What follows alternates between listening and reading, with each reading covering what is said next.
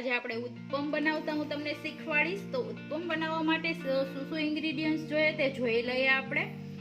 એક મોટી ડુંગળી, એક ટમેટું, મરચા, કોથમીર, મરચું પાવડર, ધાણા જીરું પાવડર અને નમક। હવે એક બાઉલ લઈ લેશું, તેમાં આ બધું આપણે મિક્સ કરી દેશું। ડુંગળી, ટમેટા, મરચા, ધાણા ભાજી,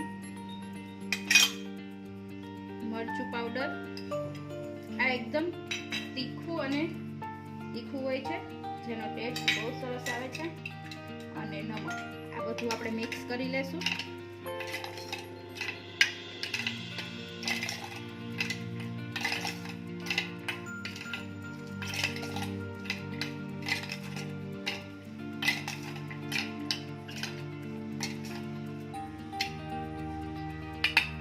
તમને ઉત્પમનું ખીરું બતાવી દઈશ તે કેવું રાખવાનું છે। ખીરું આવી રીતના જાડું જ રાખવાનું છે, પાતળું સાવ નથી કરવાનું।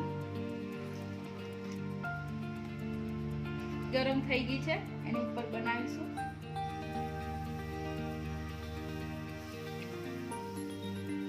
આવી રીતના જાડું જ કરવાનું છે, જાડો રોટલો રાખવાનો છે।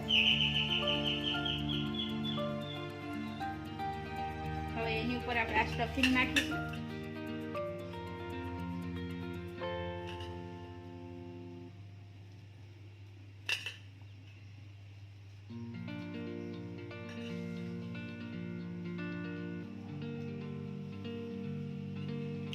હવે આપણે એમાં બટર નાખી દેશું।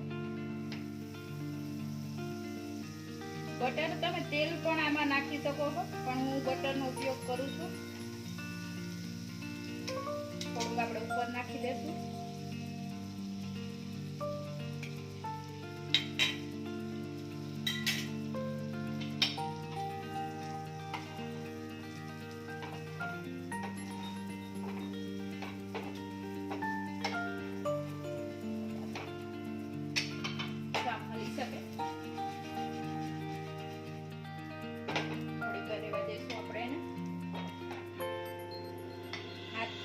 દબાઈ દેશું।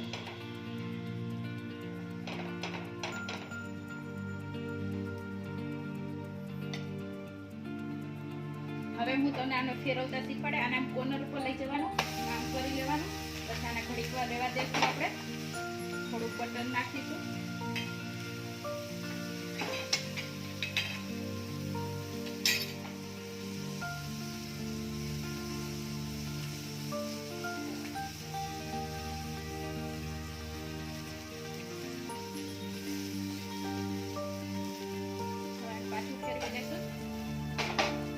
જો આપણું ઉત્પમ તૈયાર છે, એકદમ 5 મિનિટથી 10 મિનિટની અંદર બની જાય છે। હવે આપણે આને સર્વિંગ પ્લેટમાં કાઢી લેશું। જો આપણું ઉત્પમ તૈયાર છે, જો તમને મારી રેસીપી ગમી હોય તો લાઈક કરો, શેર કરો અને સબસ્ક્રાઇબ કરો, અને કોમેન્ટ બોક્સમાં જરૂર જણાવજો કે તમને મારી રેસીપી કેવી લાગી છે। અને હું રેસીપી મૂકું તે ઘરે એકવાર તમે જરૂર ટ્રાય કરજો, અને તમે આને સોસ સાથે કે ચટણી સાથે ગમેની સાથે સર્વ કરી શકો છો। Thank you.